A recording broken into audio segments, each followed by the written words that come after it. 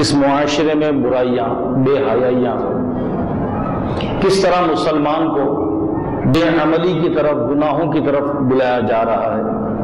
دیکھیں ماشاءاللہ آج مسجد یہ آباد ہے، اتنے اسلامی بھائی ہیں، لیکن ہمیں دعوت اسلامی کے ساتھ مل کر ایسا مدنی کام کرنا ہے، ایسا مدنی کام کرنا ہے کہ ہر مسجد آباد ہو جائے۔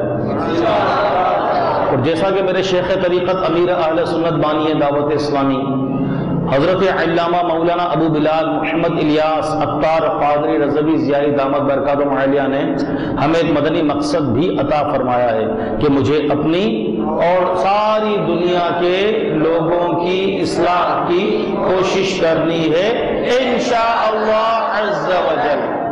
تو اسی مدنی مقصد کے تحت یہ نعرہ بھی امیر اہل سنت دامت برکاتہم عالیہ نے عطا فرمایا ہے، اور نگران شورا اکثر یہ نعرہ مدنی چینل پہ بھی لگاتے رہتے ہیں۔ تو اس نعرے کا مقصد ہی یہی ہے کہ اس نعرے کو ہم عملی جامہ پہنائیں، اس کا پریکٹیکل کریں، اور جیسا کہ یہ نعرہ ہے صرف نعرے کی حد تک نہ رہیں بلکہ عملی طور پر ہم اس کے مصداق بن جائیں۔ وہ نعرہ کیا ہے کہ مسجد بھرو تحریک، مسجد بھرو تحریک۔ دعوت اسلامی